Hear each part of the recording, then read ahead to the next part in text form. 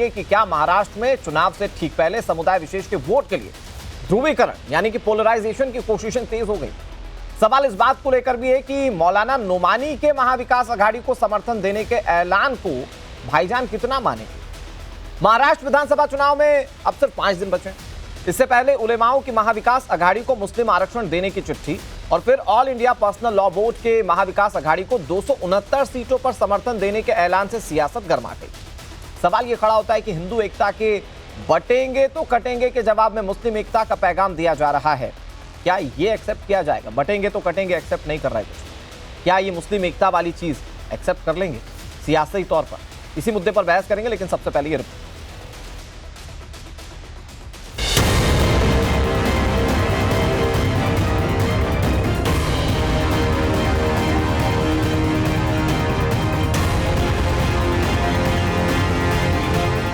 महाराष्ट्र के चुनावी रण में अब 5 दिन का वक्त बचा है, लेकिन आखिरी मौके पर एक तरफ हिंदुओं को एकजुट करने के लिए बटेंगे तो कटेंगे का नारा हिट है, तो वहीं दूसरी तरफ चुनावी रण में मौलानाओं की एंट्री हो चुकी है। All India personal law board ने अब खुल्लम खुल्ला ऐलान कर दिया है कि वो महाविकास आघाड़ी को 269 सीटों पर समर्थन देंगे। मतलब साफ है, महाराष्ट्र का चुनाव अब हिंदू वर्सेस मुसलमान हो गया है। In the best interest of our country, better future, and most importantly, to safeguard the constitution of our country, we are hereby suggesting the list of candidates we shall be supporting in upcoming Vidhan Sabha elections 2024.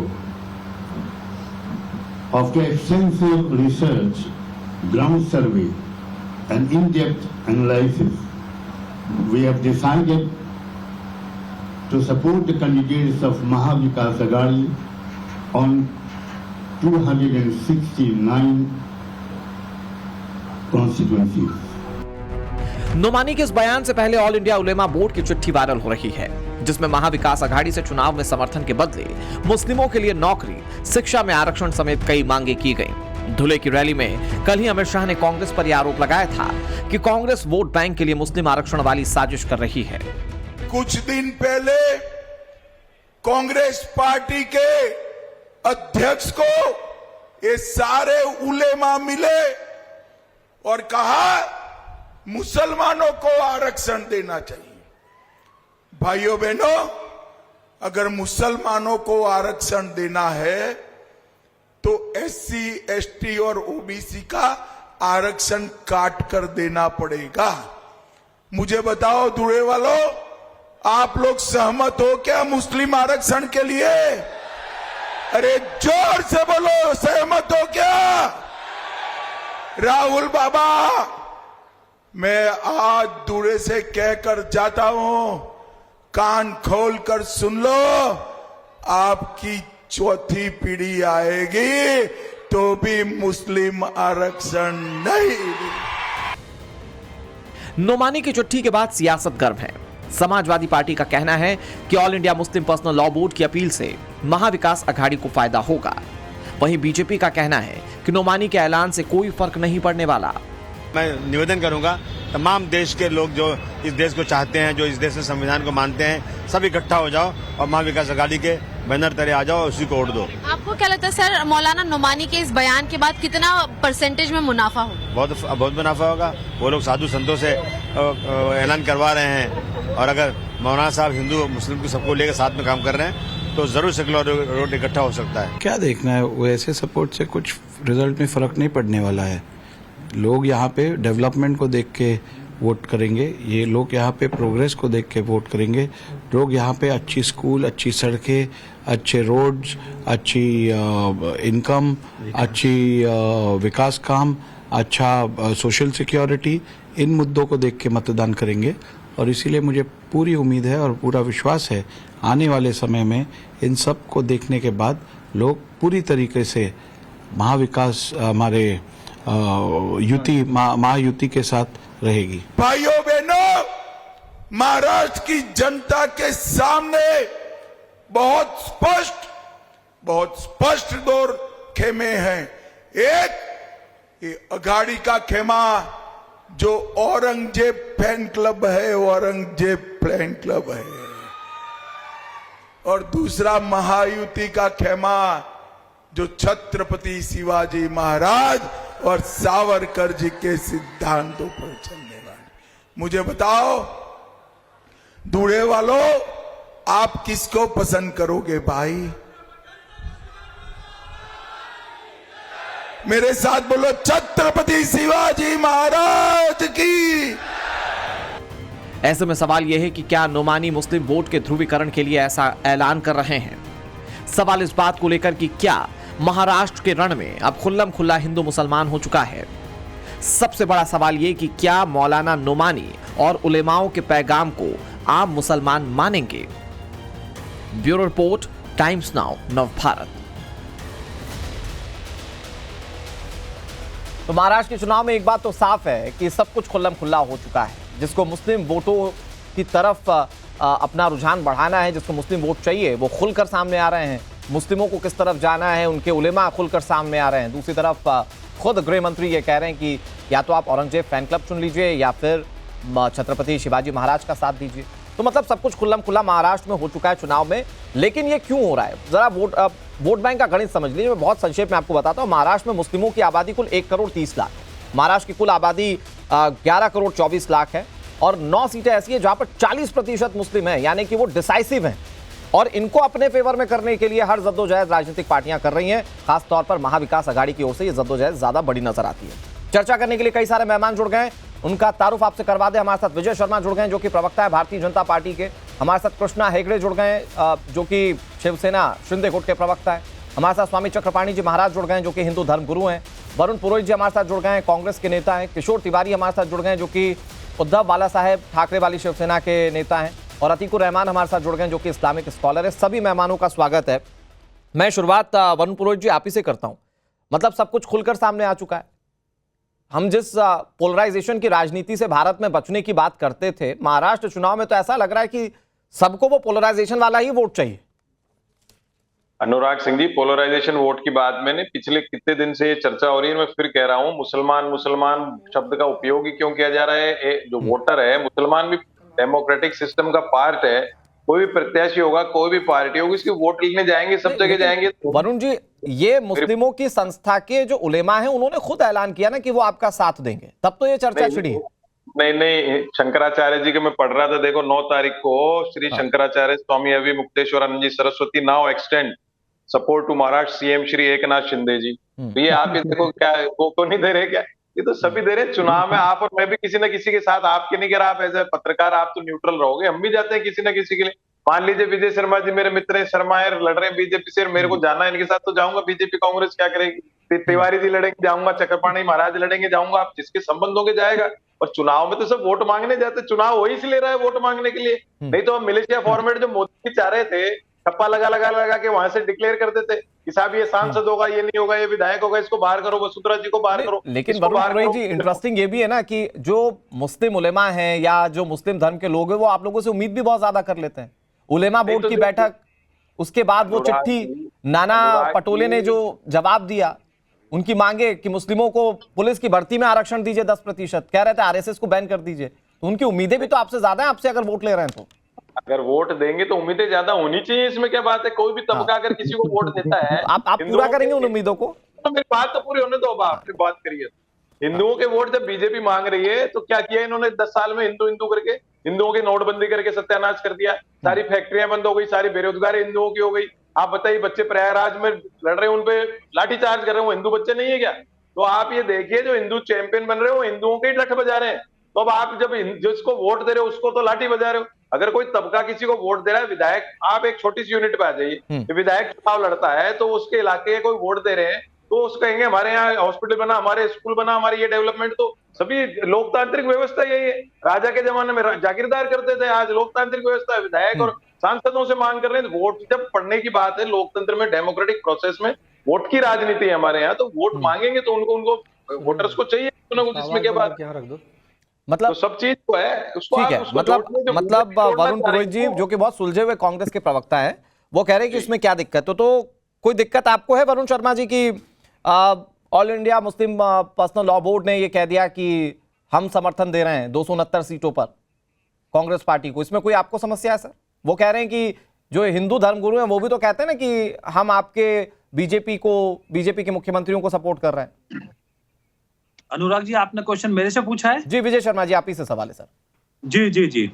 देखिए, वरुण जी ने आज TV channel के ऊपर मान लिया कि ये वोटों के लिए कुछ भी कर सकते हैं, ये तुष्टीकरण की राजनीति करते हैं, और आज ये एक्सपोज हो गए। कांग्रेस पार्टी आज टीवी चैनल के ऊपर एक्सपोज होगी कि यस, वोट चाहिए, हम फतवेदारी करेंगे। देखिए वरुण जी, मैं आपके बीच में नहीं बोलता, ये अच्छी निशानी नहीं है।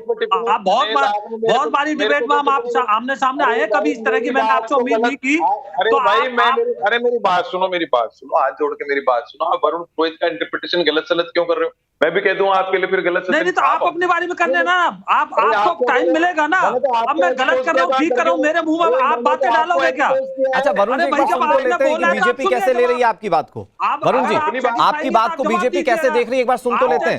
Vijay ji please continue. क्या बोलेगा या भारतीय जनता पार्टी क्या? ठीक है विजय जी हो गई बात, वो वरुण जी शांति से सुन रहे हैं। ठीक है विजय जी प्लीज कंटिन्यू। देखिए, इन्होंने साफ कह दिया, ठीक है हमें वोट मिलती है, वोटों के लिए सब करते हैं। तो इसका मतलब इन्होंने मान लिया कि ये वोट जिहाद करते हैं, ये संविधान को कमजोर करते हैं, ये तुष्टीकरण की राजनीति करते हैं, और ये सर्वविदित है। 90 के दौर में चला करता था जो ये फतवे जारी होते थे, आज ये फतवे जारी करने की नौबत आ गई, क्योंकि इन्हें पता है ये हताश है, परेशान है, इनकी जो जमीन है वो खिसक चुकी है, जनता के साथ हमारा गठजोड़ है। महाराष्ट्र झारखंड में दोनों स्टेटों में जो सवाल मैं कांग्रेस पार्टी से पूछ रहा हूं वो सवाल मैं आपसे भी पूछने का हकदार हूं। सवाल ये है कि वो कह रहे हैं कि हिंदू धर्म के गुरु भी तो कई बार कह चुके हैं कि हम बीजेपी को सपोर्ट कर रहे हैं। राम मंदिर के वक्त में आपको याद होगा कैसे साधु संत कहते थे कि अगर राम मंदिर बनवाना है तो बीजेपी को वोट दीजिए। तो इस तरह की चीजें तो बीजेपी के लिए भी हुई है ना। अनुराग जी, देखिए फर्क है उसमें। हाँ। आज ईडी ने कितने छापे मारे? 24 जगह। कैसे फेक केवाईसी पकड़े गए हैं, किस तरह से एक सबीना, उसके नाम पे 14 वोट पकड़ी गई है, चेहरा ऐसे करके कोई रूबीना है, उसके नाम पे 10 वोटें पकड़ी गई हैं। तो किस तरह से छापे पड़ रहे हैं, जो वोट जिहाद है ये। और प्रधानमंत्री देश के जो उस टाइम के मनमोहन सिंह वो कहते हैं कि देश के संसाधनों पे मुस्लिमों का हक होगा, किस तरह से धर्म के आधार पर आरक्षण देने की बातें करते हैं। हमारे को दिक्कत यहाँ है, आप संविधान के अंदर बात कीजिए ना, जैसे हम करते हैं, सबका साथ, सबका विकास, सबका विश्वास। अगर हमारी कोई पॉलिसी आती है तो क्या वो मुसलमानों को अलग करती है क्या? वरुण जी 10 सेकंड में जवाब दे दीजिए, मैं दूसरे मेहमानों के पास जा रहा हूं।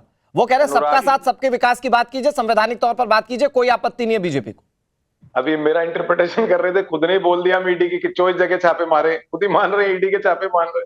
ईडी के छापे से ना तो फर्जी वोट पकड़ में आते हैं, ईडी के छापे जहां नकली केवाईसी लग रही है, बैंकों में लग रही है, वो पकड़े सूरत में, गुजरात में। बताइए गुजरात में कौन सा इलेक्शन है जहां ईडी छापे मार रही है? आपकी सरकार है गुजरात में। अरे गुजरात में आपको एक्सपोज कर रहे हो मोदी जी को क्यों एक्सपोज कर रहे हो बैठ करके? आप गुजरात में आपकी सरकार है मोदी जी की, वहां मतलब फर्जी नहीं, लेकिन वरुण जी इसमें कोई सरकारी एक्सपोज नहीं हो रही है ना। इसमें तो ये भी पता चल रहा है कि रूबीना कैसे 10 जगह पर अपने वोट का इस्तेमाल कर रही है। ये जो एक्सपोज हो रहा है इस पर भी तो बात कीजिए ना सर।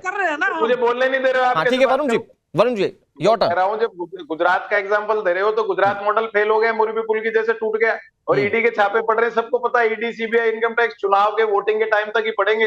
23 तारीख 22-20 तारीख को पोलिंग हो जाएगी, उसके बाद वो फिर अपने घर चले जाएंगे। ये तो पूरे देश को समझ में आ रहा है। मैंने जो बातें उठाई, इनको ऑब्जेक्शन है तो मैं ऑब्जेक्शन नहीं कर रहा। अगर स्वामी चक्रपाणी जी किसी के लिए प्रचार करते तो मुझे क्या ऑब्जेक्शन है? ये तो इनको लग रहा है कि मुसलमान क्यों कर रहे हैं, हिंदू क्यों कर रहे हैं, इनको परेशानी क्यों है? ठीक है, प्रयागराज का सारा देश देख रहा है सीन। ठीक है वरुण जी हो गया आपका। Vijay Sharma ji last 10 second for you, फिर मैं दूसरे मेहमानों के पास जा रहा हूँ। विजय जी सुनिए, देखिए दिक्कत वहां है जब मुस्लिम कहते हैं कि आतंकवादियों को आप छोड़ोगे जेलों से, 10% धर्म के आधार पे हमें आरक्षण दोगे। दिक्कत वहां शुरू होती है, दिक्कत यहाँ शुरू होती है। वो कहते हैं आरएसएस पे बैन कीजिए, तो वो संविधान से ऊपर हो गए, आप संविधान को तार-तार करोगे वोट के लिए। दिक्कत यहाँ शुरू होती है। लेकिन उसमें भी इंटरेस्टिंग क्या है कि वो 17 मांगे जो थी उलेमा बोर्ड की, उस पर ना वरुण पुरोहित कुछ बोलेंगे, ना कांग्रेस पार्टी का आलाकमान कुछ बोलेगा। हाँ, नाना पटोले की चिट्ठी जरूर आ गई थी कि अभियान में आप हमारा साथ दीजिए, उस पर भी फिर बाद में गोल गोल सारी बातें जवाबों के तौर पर घुमाई जाती रही। लेकिन ठीक है, खैर उस बात को अलग तरीके से देखते हैं। मैं अतीकुर रहमान जी आपके पास आता हूं। ये जो नोमानी साहब हो गए, उलेमा बोर्ड के जो अध्यक्ष हो गए, ये जब कहते हैं कि हमारा वोट या हमारा समर्थन 269 सीटों पर मुस्लिमों का समर्थन आपके लिए, तो ऐसा होता है क्या कि पूरा का पूरा वोट चला जाए किसी एक पर्टिकुलर पार्टी को? मतलब फिर उसके बाद क्या मुस्लिम वोटर जो है वो स्थानीय स्तर पर विधायक, अपना सांसद, नेता नहीं देखता क्या? क्या ये उलेमाओं की बात को सुनकर ही वोट दिया जाता है क्या? नहीं, कभी भी नहीं, कभी भी नहीं। उलेमाओं की बात सुनकर हम कोई वोट नहीं डालते हैं। और अगर ऐसा कोई कहता है कि भाई उलेमा डिक्टेट कर रहे हैं अपने टर्म्स को, तो आपको ये समझना चाहिए अनुराग जी के मुसलमानों को क्या आप अंधा समझ रहे हैं, बहरा समझ रहे हैं? उनके पास अपनी कोई सूझबूझ नहीं है। वो नहीं देख रहे हैं कि किस तरह से बीजेपी मुसलमानों की जड़ी खोखले करने में लगी हुई है। हमारे यहाँ के जो सांसद हैं वो अपने एरिया में लगाते हैं एक तरह का बैनर, उसमें लिखा रहता है कि राम लल्ला लाए हैं, कृष्ण कन्हैया लाएंगे, और हमारे मुस्लिम इलाकों में ईद की मुबारकबाद देते हैं। तो ये जो वोट की राजनीति है, मुसलमान देख रहा है, समझ रहा है, उसको आप इस तरह से अंडरमाइन नहीं करिए कि सिर्फ उलेमा डिक्टेट कर रहे हैं। हाँ, उलेमा ने जो अपना एक मुहिम छेड़ी है, क्योंकि ये वक्फ बोर्ड का मामला आया, उनको भी बेचैनी हुई, इतना ज्यादा प्रचार हुआ अनुराग जी, इतना नेगेटिव उसके ऊपर नैरेटिव बनाए गए कि मुसलमान कब्जा कर रहे हैं, मुसलमान कब्जा कर रहे हैं। अब बताइए ऐसे हालात में आप क्या उम्मीद कर रहे हैं कि उलेमा बैठे रहेंगे हाथ पे हाथ रखकर? उनको नहीं इस चीज की परवाह है कि जो जिस जमीन पर आज बैठे हुए हैं उस पर कर बीजेपी जो है ना दावा करने वाली है, वहां पर उन लोगों को जबरदस्ती छेड़ा जा रहा है कि भाई नहीं आपकी जमीन नहीं है। जबरदस्ती के एक नैरेटिव तैयार करना, कौन सा ऐसा दिन गुजरा है पिछले 10 सालों में जहां पर मुसलमानों को सुबह और शाम डेमोनाइज ना किया हो मीडिया चैनल के? तो मतलब आप कहना चाह रहे हैं, मुझे बता अच्छा मैं ये पूछ रहा हूँ अतीकुर रहमान जी, मतलब आप ये कहना चाह रहे हैं कि अगर उलेमा साहब ये कहते हैं, नुमानी साहब अगर ये कहते हैं कि मुस्लिम जो है वो अगर महाविकास अघाड़ी का साथ देगा, मैं समझ गया कि वोटर अपना विवेक इस्तेमाल करेगा, लेकिन आप ये बात तो मानेंगे कि वो कम से कम उसकी नुमाइंदगी करते हुए ये बताने की कोशिश कर रहे हैं कि हम इस तरफ है पर्टिकुलर, मतलब वो एकजुट करने की कोशिश कर रहे हैं। मैं अगर से एक लाइन में सवाल पूछूं तो इसी प्लेटफॉर्म पे मैं पहले कह चुका हूं, आपके दूसरे हमारे जो एंकर भाई हैं उनको, कि हमारे जो 17 डिमांड उलेमा साहब ने किए हैं वो मासूम लोग हैं, उन लोगों को ये डिमांड वापस लेना चाहिए without any conditions. Uddhav ji Thackeray को मुसलमान सपोर्ट करें, हमारा मकसद सिर्फ और सिर्फ बीजेपी को हराना होना चाहिए, क्योंकि देश बाला साहेब ठाकरे के आइडियोलॉजी पर चलने वाली मुसलमान बच्चे युवाटा भी है। किशोर तिवारी बैठे हैं उसी युवाटा से, उद्धव बाला साहब ठाकरे की पार्टी से। तो बाला साहेब ठाकरे के जो आइडियोलॉजीज थे वो मुस्लिमों के लिए कैसे थे वो बयानों में झलकता रहा है, उसके बावजूद आप कह रहे हैं कि बिना शर्त उद्धव ठाकरे को समर्थन दें। जी आप मुझसे पूछ रहे हैं? जी जी जी, एक लाइन में। वेरी गुड, वेरी गुड, बहुत अच्छा सवाल है अनुराग जी, और मैं बहुत इंतजार कर रहा था, एक बारी मुझे मौका मिला, ये दूसरा मौका है। बाला साहेब ठाकरे जो हमारे महाराष्ट्र के हिंदू हृदय सम्राट थे, आज मुसलमानों ने ठाना है, और मैं कोई मुस्लिम डिमांड नहीं रख रहा हूं। देखिए 17 डिमांडों को मैं खारिज कर चुका हूं विदाउट एनी डिमांड।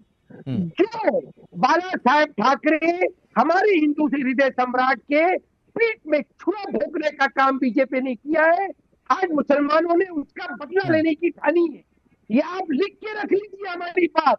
हम बगैर किसी कंडीशन के महाविकास अघाड़ी को सपोर्ट करने जा रहे हैं, उद्धव जी ठाकरे को। लेकिन अतीकुर रहमान जी देखिए, बुरा मत मानिएगा, आपकी भी भाषा जो है वो नोमानी साहब जैसी दिख रही है। आप कह रहे हैं कि कोई एक व्यक्ति नुमाइंदगी नहीं कह सकता, तो आप ये कैसे कह सकते हैं कि सारा मुस्लिम जो है वो आप ही को वोट देगा? लेकिन बहुत जल्दी से विजय शर्मा जी 10 सेकंड में जवाब दे दीजिए।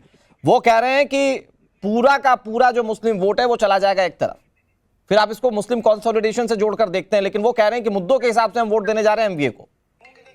बिल्कुल नहीं, अतीकुर जी ने जो बात बोली है ना, वो जो मौलवी बोलते हैं, जो बरेली में बैठ के भड़काऊ भाषण बोलते हैं, इन्होंने थोड़ा सा उसको पॉलिश्ड वे में बोला है। बात वही बोली है इन्होंने कि बीजेपी को सबक सिखाने के लिए। अरे भाई बीजेपी, आप मुझे बताइए, देश को आगे ले जाने की बातें करती है। बीजेपी धर्म के आधार पर बांटने को रोकती है, जो आप धर्म के आधार पर आरक्षण मांगते हो। बीजेपी जो आपके 4 लाख प्रॉपर्टियां थी, अब आपने 9 लाख प्रॉपर्टी बना दी, उसको रोकने की बात करती है तो आपको मिर्ची लगती है। बीजेपी एनआरसी लाने की बात करती है, बीजेपी सीएए की बात करती है, लाके दिखाया हमने, जो दशकों से हमारे हिंदू भाई परेशानी है उनको। वही तो मैं कह रहा हूं, परेशानी इनको जो भी देश के हित में बात होगी, हर उस चीज से परेशानी होगी। ठीक ये है। अतीकुर रहमान जी जो है ना, आप मीठी मीठी बातें बोलेंगे और इनकी सोच अतीकुर रहमान जी काउंटर कर लीजिए 10 सेकंड, फिर मैं दूसरे मेहमानों के पास जा रहा हूं जल्दी से। विजय जी ने खुद ही अपने आप को एक्सपोज कर दिया। अब आप बताइए अनुराग जी कि ये सीए लाएंगे, ये यूसीसी लाएंगे, ये वक्फ बोर्ड के नाम पे मुसलमानों को बदनाम करेंगे, ये 2000 मदरसों को बंद करेंगे, सुप्रीम कोर्ट उसको बहाल करेगा और मुसलमान एमवीए को वोट ना दे, बीजेपी को वोट दे। कैसे पॉसिबल है? अगर सीए अमेंडमेंट, अगर सीए की बात करें, सिटीजन अमेंडमेंट एक्ट, यूसीसी, मतलब एक कानून एक देश, तो इसमें आपत्ति क्या होना चाहिए? मतलब सबको समानता का अधिकार तो मिलना चाहिए ना। अतीकुर रहमान साहब, आप इतने समझदार आदमी, आप इस बात को सपोर्ट करें, ठीक है, ओके, लेकिन उस पर नहीं जाते। आज बात सिर्फ इस बात की कि मुस्लिम वोटों के ध्रुवीकरण पर जो बातें होती हैं, क्या तमाम राजनीतिक पार्टियां अपना अपना तरीका नहीं ढूंढ रही ध्रुवीकरण के लिए? मैं बहुत जल्दी से आप किशोर जी के पास जाऊं और उसके बाद शिवसेना शिंदे गुट के जो नेता है हमारे साथ कृष्णा हेगड़े, उनके पास जाऊं बहुत जल्दी से। चक्रपाणी जी महाराज, जो वरुण पुरोहित कह रहे थे कि अगर नुमानी साहब ने कह दिया कि पूरा का पूरा मुस्लिम वोट जो है वो एमवीए को वोट कर दे, तो इसमें गलत क्या है? हिंदू धर्मगुरु भी तो यही करते आए। अब आप राजनीतिक तौर पर चक्रपाणी जी महाराज बोलते हैं तो वो बीजेपी की तरफ होता है बैंड, तो वो कह रहे हैं कि गलत क्या कह दिया नुमानी साहब ने? नहीं, देखिए ऐसा है, चाहे मैं हूं, चाहे अभी पूज्य शंकराचार्य अभी मुक्तेश्वरानंद जी का नाम लिया कि उन्होंने तो सिंधे जी को समर्थन दिया। भाई सिंधे जी के जो कार्य थे गौ रक्षा का, जो गौ माता का महाराष्ट्र में सम्मान दिया, वो न भूतो न भविष्यति, कोई पहले इतना नहीं दिया था। उन्होंने राज्य माता का दर्जा दिया, उन्होंने गौ माता को वो किया। और हर संत, हर सनातनी इस बात को चाहता है कि हमारी गौ माता की रक्षा हो, हमारे मंदिरों की रक्षा हो, तो उसमें उनका सम्मान अगर कोई धर्मगुरु करता है तो ये गौ माता का सम्मान है, वो कोई पॉलिटिकल नुमानी साहब हो सकता है कि लगता हो कि उनके धर्म के लिए सिर्फ महाविकास अघाड़ी बनी हो रही है। जो इमाम जो संगठन है वो क्या कर रहे हैं, वो तो सीधे से वो सब, वो जो नुमानी जी हैं, चाहे जो इमामों उलेमाओं का जो संगठन है, वो पूरी तरह सौदा कर रहा है कि आप मुझे 10% आरक्षण दो, आप संघ या हिंदू संगठनों पर प्रतिबंध लगाओ, आप हमारे इमामों को वेतन दो तो हम तुम्हें वोट देंगे। यानी कल के डेट में कहेंगे हमें अलग राष्ट्र दो तो हम तुम्हें वोट देंगे, जैसे जिन्ना ने कर दिया था। तो मूल विषय यह है, यह अलगाववादी विचारधारा के हैं। अतीकुर रहमान साहब भी कहीं न कहीं उन अलगाववादी, उन जिहादी मानसिकता से के प्रवक्ता बनके जो बातें कर रहे हैं, सॉफ्ट में बातें कर रहे हैं, बिल्कुल ये राष्ट्रीय बातें हैं, बिल्कुल ये राष्ट्रभक्ति से ओतप्रोत नहीं है। ये कहीं न कहीं समाज को तोड़ने की बात। और ये देखिए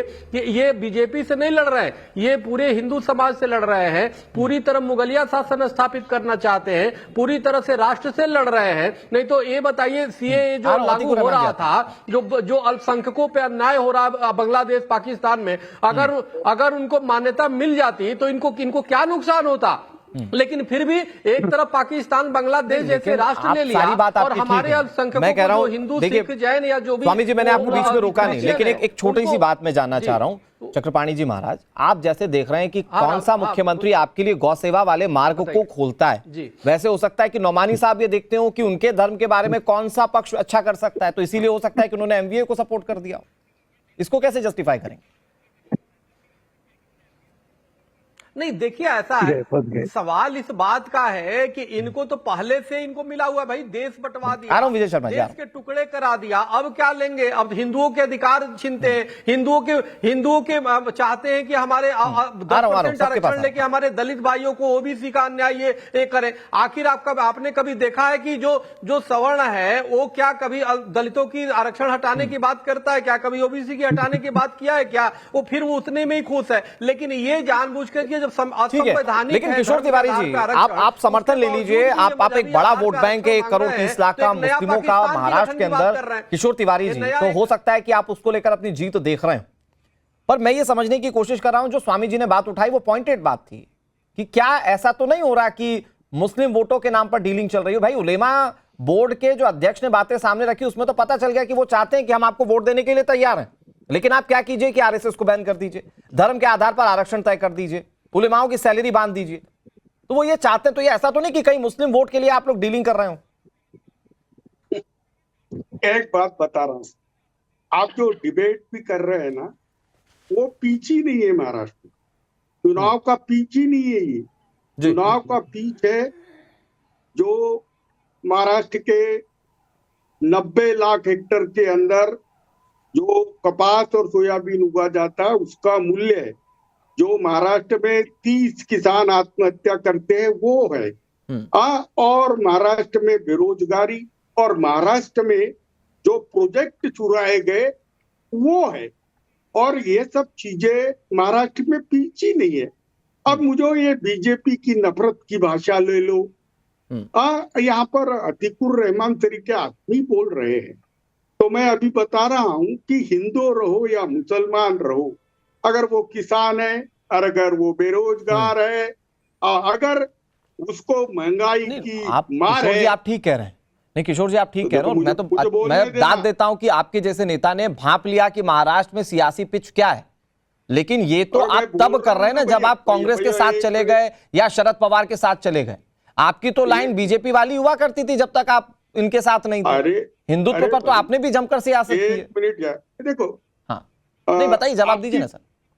अरे ये हिंदू मुसलमान वाली पीच नहीं है, ये मुद्दा नहीं है। मुद्दा हमारे सर्वाइवल का है, हमारे जिंदा रहने का है। मैं किसान नेता हूं, मैं किसान की आत्मघात देख रहा हूं, यहाँ के प्रोजेक्ट चले जा रहे हैं, मैं बेरोजगारी और महंगाई से आहत लोग देख रहा हूं। कृष्णा जी इसके बाद। और ये जो धुले है ना, जहाँ किसान कपास उगाने वाले किसान परेशान है, वहां जाकर अमित शाह हिंदू मुसलमान कर रहे। अरे महाराष्ट्र में हिंदू मुसलमान ये सब्जेक्ट ही नहीं है। महाराष्ट्र में ये भ्रष्टाचारी अडानी फैन क्लब की जो सरकार है उसे हटाना चाहते हैं। कृष्णा हेडगे भी यही करना चाहते हैं। तो जो शिवसेना, जो बाला साहेब ठाकरे हिंदू हृदय सम्राट की एक उपाधि लेकर चलते थे, क्या अब उस उपाधि से आप लोग अपने आप को अलग करते हैं? क्योंकि आप कह रहे हैं कि आपके लिए सिर्फ चुनावी मुद्दे ही, जो जनता के विकास के मुद्दे वही इंपॉर्टेंट है, तो क्या अपने आप को धर्म से हर तरीके से अलग कर देते हैं? एक मिनट अनुराग, राज धर्म होता है अनुराग। जब उद्धव ठाकरे जब मुख्यमंत्री बने, तो अतीकुर रहमान तरीका आदमी बोलता है कि सारे मुसलमान उसको अनकंडीशनल सपोर्ट करे, और शंकराचार्य कहते हैं कि इस पे अन्याय। किशोर तिवारी जी अब तो आप मुद्दे पर आए, तो यही तो बीजेपी कहती है कि यही तो वोट जिहाद हो रहा है। अरे देखो क्या करेगी कौन पार्टी, इससे मतलब नहीं। वोट जिहाद इस तरीके से किया जा रहा है कि बस बीजेपी को नहीं आने देना है। फिर किसने पास्ट में मुस्लिमों को लेकर क्या बोला ये भी मायने नहीं रखता। किशोर तिवारी जी बहुत सीरियस बात कर रहा हूं मैं। हाँ नहीं सर, मैं भी सीरियस ही सवाल पूछ रहा हूँ। अरे घुसपैठियां हैं, बच्चे ज्यादा पैदा करते हैं, चुन के आएंगे तो मंगलसूत्र ले जाएंगे, भैंस निकाल के ले जाएंगे।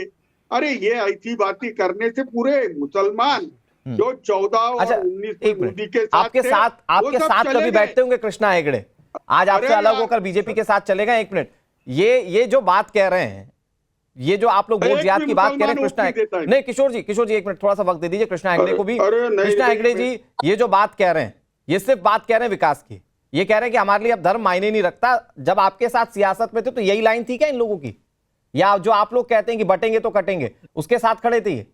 अनुराग जी 2.5 साल ये सरकार में थे, पूरी वसूली कर रहे थे। कोस्टल रोड मेट्रो कॉन्ट्रैक्टर से वसूली, वाले से वसूली, सबसे रख लीजिए प्लीज। इसके लिए जो इन्वेस्टमेंट महाराष्ट्र में आने वाली थी वो गुजरात चली गई।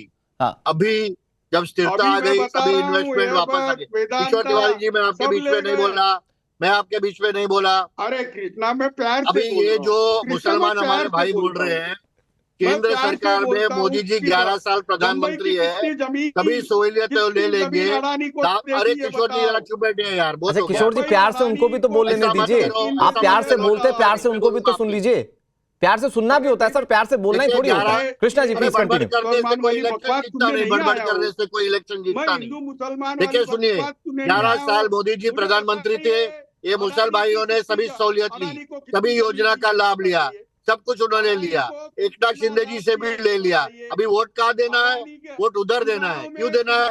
क्योंकि सब औरंगजेब फैन क्लब के मेंबर, उलेमा हो, फिर मुस्लिम पर्सनल लॉ बोर्ड हो या फिर ओएसी हो, सब औरंगजेब फैन क्लब के मेंबर एक साथ आ गए, बीजेपी को हराओ। अच्छा कृष्णा जी मैंने एक बहुत बड़ा चेंज देखा। कृष्णा जी एक बहुत बड़ा चेंज देखा। शिवसेना कैसे हिंदुत्व की बात करती थी, ये किसी से छिपा नहीं है। आज अगर किशोर तिवारी जी बैठकर बोल रहे हैं कि हमारे लिए किसानों के मुद्दे जरूरी हैं, धर्म उतना जरूरी नहीं है, तो ये क्यों है? क्या सिर्फ मुस्लिम वोटों के लिए? मैं ये जानना चाहता हूं। देखिए, काम तो हम कर रहे हैं, काम इन्होंने किया ही नहीं। ये अभी बाला साहब की सेना नहीं है, ये सोनिया सेना हो गई है, सोनिया सेना हो गई है ये पार्टी। और अभी ये सावरकर का अपमान मानती है, तो महापुरुषों का अपमान मानती है, राम मंदिर के खिलाफ है, सनातन के खिलाफ है ये लोग। और ये जो है अभी वोट के लिए कुछ भी करेंगे। ठीक है सर, ओके, ये बातें कृष्णा हेगड़े जी रिपीट मोड पर जा रही हैं कि ये वोट के लिए कुछ भी करेंगे। आप ये कह चुके हैं, जनता कितना तय करती देखने वाली है। मैं बहुत जल्दी से, मैं बहुत छोटे छोटे रिएक्शंस लूंगा, बहुत 10-10 सेकंड में। मैं पहले आपके पास आता हूं, विजय शर्मा जी, मैं आ रहा हूं, किशोर तिवारी जी, कृष्णा हेगड़े जी, आ रहा हूं आपके पास, विजय शर्मा जी। लेकिन अगर आप इनके ऊपर ये कहते हैं कि ये मुस्लिम वोटों को कंसोलिडेट कर वोटों का ध्रुवीकरण कर रहे हैं, तो गृह मंत्री अमित शाह के बयान को कैसे जस्टिफाई करेंगे जब वो ये कहते हैं कि ये औरंगजेब बनाम शिवाजी महाराज के बीच की लड़ाई है? इसको कैसे आप जस्टिफाई करेंगे? ये भी तो वोटों का ध्रुवीकरण है ना। अभी आपकी भी बात का जवाब देता हूँ, किशोर जी को भी जवाब देता हूँ। जब औरंगाबाद का नाम बदलते हैं तो इनको मिर्ची लगती है, तो इसलिए पालघर में साधु मारे जाते हैं। तो इसलिए उद्धव ठाकरे जी को जो अतिथुर मेहमान जी कह रहे हैं ना, हम समर्थन देंगे, क्योंकि ये हिंदू विरोधी सरकार थी। किस तरह से भ्रष्टाचार होता था, इनके कमिश्नर, पुलिस कमिश्नर कहते थे 100 करोड़ की उगाही, जो सुप्रीम कोर्ट तक मामला गया था। संजय राउत जेल में रह के आए, अब विकास की बातें करते हैं। ठीक है सर, लेकिन सर दूल्हे वाले बयान पर, गृह मंत्री के दूल्हे वाले बयान पर पैसे दे रहे हैं विजय शर्मा जी। 5 गुना हमने वो आपका बजट बढ़ा दिया, कृषि बजट बढ़ा दिया।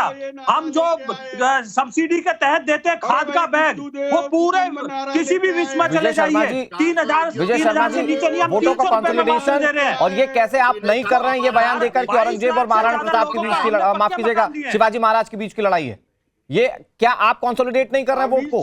कोई सर्टिफिकेट विजय शर्मा जी जल्दी से। बिल्कुल, जो देश विरोधी बातें करेगा तो उसको क्या जवाब दिया जाएगा? आप बताइए ना। औरंगाबाद के नाम को, अगर औरंगजेब के नाम को हम बदलते हैं, आक्रांता के नाम को बदलते हैं हम, तो इनको मिर्ची क्यों लगती है? बताइए आप मुझे। पालघर में साधु सारे देश ने देखे किस तरह से मारे गए, पुलिस ने भरवाई वहां जाकर। वरुण पुरोहित जी, ये मिलता जुलता सवाल मैं आपसे भी पूछूंगा। जो विचारधारा थी उसको गंगा जी में बहा। ठीक है, ओके, विजय शर्मा जी, विजय शर्मा जी, किशोर तिवारी जी की प्लीज आवाज डाउन करिएगा। किशोर सर, आप बहुत बोल चुके, थोड़ा सा आप सुन लीजिए। एक सवाल बहुत मौजूद है, वरुण पुरोहित जी से पूछना जरूरी है। वरुण जी, मुझे लगता है साफगोई से जवाब देंगे। गुलाम अहमद मीर, कांग्रेस के नेता, झारखंड चुनाव में ये कह रहे हैं कि 1 दिसंबर से गैस सिलेंडर 450 रुपए में देंगे, हिंदू मुस्लिम सबको मिलेगा। लेकिन उसमें उन्होंने एक बात और जोड़ दी, इसमें यह नहीं देखा जाएगा कि घुसपैठिया कौन है और कौन नहीं है। तो मतलब क्या वोट लेने के लिए आप घुसपैठियों का भी साथ लेंगे क्या? ऐसे कंसोलिडेट करेंगे वोट आप? पहले भी आपको कहा, जो वोटर लिस्ट में जिसका नाम है, ही और she is a part of electoral democracy. अगर उसका वोटर लिस्ट में आप घुसपैठिया तो हटा देते उस वोटर लिस्ट में से नाम। इलेक्शन कमीशन क्या कर रहा है? इलेक्शन कमीशन क्या कर रहा है? सर एक मिनट, क्या वोटर लिस्ट का व्यक्ति ही लाभान्वित होता है या वोटर लिस्ट से बाहर वाला भी लाभान्वित होता है? आप मेरी बात सुनिए, वोटर लिस्ट भी जरूरी होती है, मतदाता कार्ड भी लगता है। जब कार्ड बनते हैं ना, बीपीएल के, एपीएल के कार्ड के आधार पे होता है। घुसपैठिया होता है जो देश का हक मार रहा है। आप सड़कों पर ब्लॉकों में गए हो, बैठ के बातें कर रहे हो। चलिए सर, वक्त इतनी इजाजत दे रहा है। सच्चाई क्या है इस पूरी चर्चा में? सारे मेहमानों का बहुत बहुत शुक्रिया। सच्चाई ये है कि सब ये कहते हैं कि हम वोटों का ध्रुवीकरण नहीं कर रहे, लेकिन सबको चाहिए कि उनका वोट बैंक इंटैक्ट रहे, उनके फेवर की बात होती रहे और चुनाव में उसका फायदा भी लेते हैं।